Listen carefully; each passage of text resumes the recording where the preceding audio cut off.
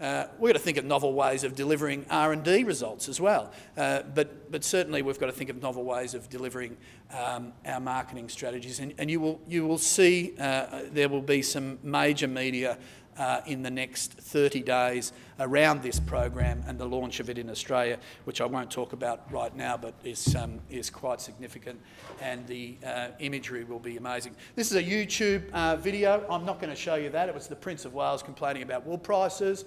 The next strategy is the gold wool mark strategy. Now this strategy, again we're using the logo, changed it a little bit, and we changed that for the Chinese, the affluence in China. So this is the program, this is the strategy that goes after Chinese affluence. Sam Guthrie, one of our more talented employees that was employed by a previous CEO to me, who sits in the middle of the audience today, Len Stevens, has risen to almost the top of the company. He came to me in March last year. He said, I've got an idea. I want to go to Italy and the UK, and I want to engage with high-end tailored men's apparel businesses, so Dorme, Raider, Laura Piana, Xenia, Dunhill. These were the type of brands he was talking about. And he said, I want to attach them to the gold wool mark and deliver a message in China on prestige, luxury, and use that mark to get it into China. I'm just going to show you a footage. So you can wear that next to your skin. Who wanted this luxurious fibre. On the top of the hills, it's warmer.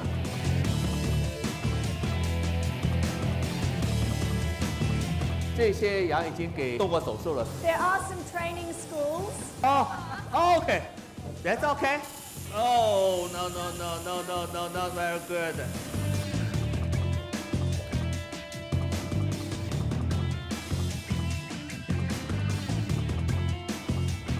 The merino wool is the premium fibre of the world. This is his handwriting here. And show that it's got hand rolled. We still make today.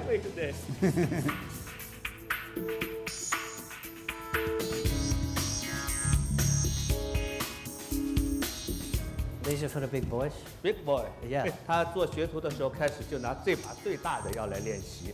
Some people who put the special paint, special wheels. It was a great honour that the Prince of Wales wrote for Vogue magazine.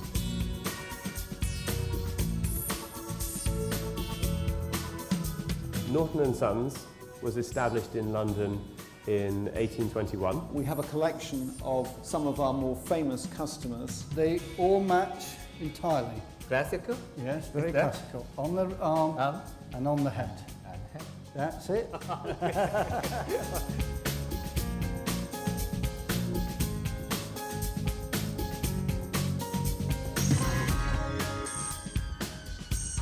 This is the Oriole, where we are storing and keeping for display. We have many functions at the club where you need to wear black tie. 这件衣服会拿去给女皇去试穿。 Yes, absolutely.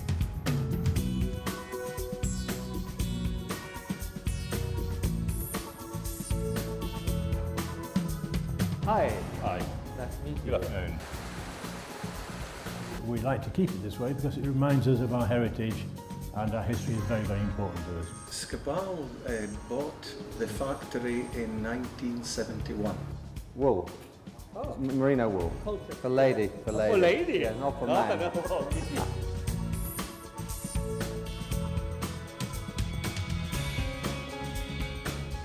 She's the mother of all the Botto group. All the wool is coming from Australia. Let me do it. This different kind of colours, you see.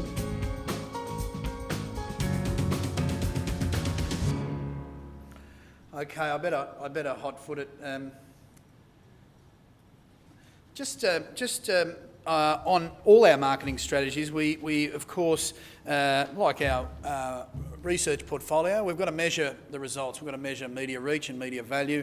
And these are just some statistics. $425,000. We did 9 half-hour television episodes on the business network in China. Really good value. And you just see impact, or OTS. That's opportunities to see. Now I know these figures look odd, but we are dealing with China. and it's 120 million opportunities to see for that particular program. We get that independently audited by AC Nielsen, so they come in and analyse our marketing strategies. I can see Peter firing up. This is the next strategy, which I'll talk about in a little while. No finer feeling. We're also doing another campaign, which involves what we're calling the ambassadors for the brand.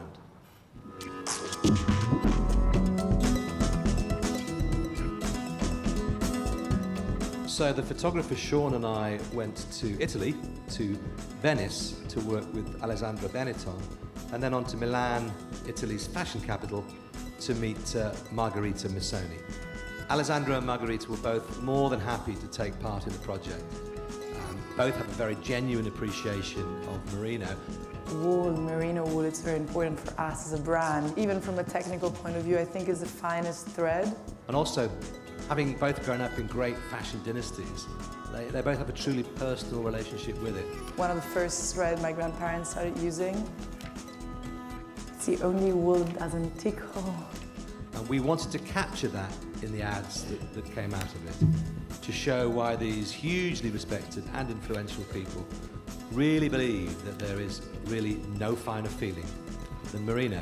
And these ads are just the first in what we expect to be an ongoing campaign where some of the biggest names in international fashion become merino ambassadors. There's no shortage of volunteers to appear in the series, so watch this space.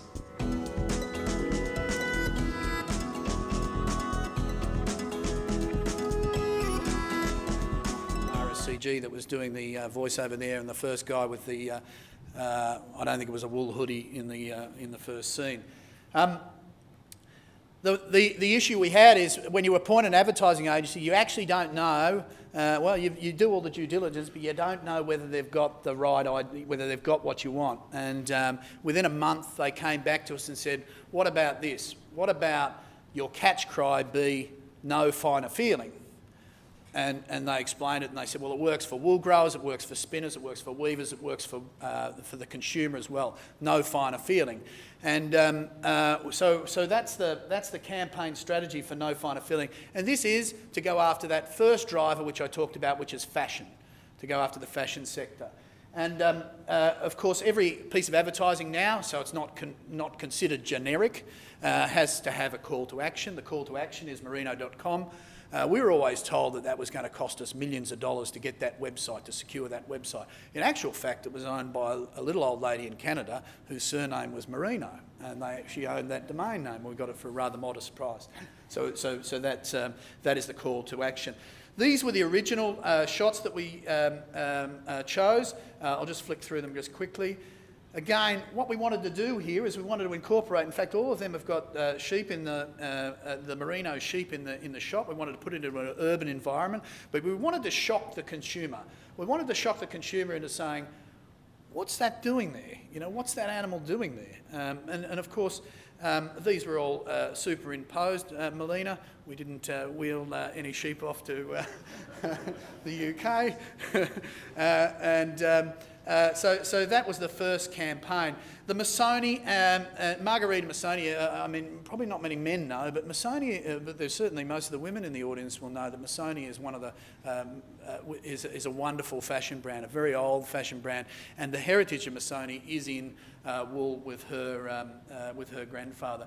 Alessandro Benetton, these folks gave their time for free to the wool industry.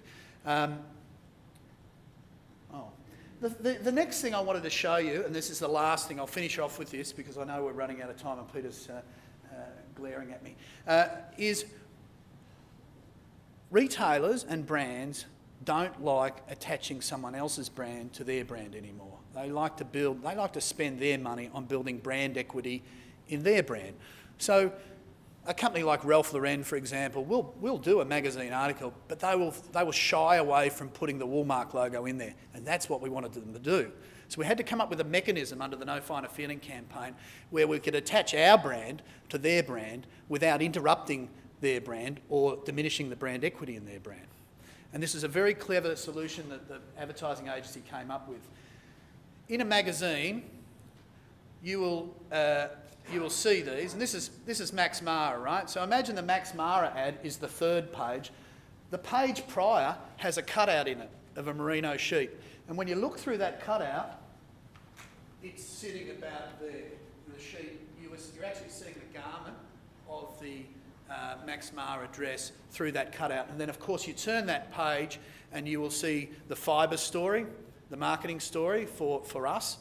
And then on the other page is the Max Mara advertisement. So it's a very clever mechanism to promote our message, the fibre message, without interrupting their message. And the brands are actually flocking to this concept. They think it's a good way of doing that. They want to support us, and it's a good way of co-branding without diminishing brand equity in either of the brands.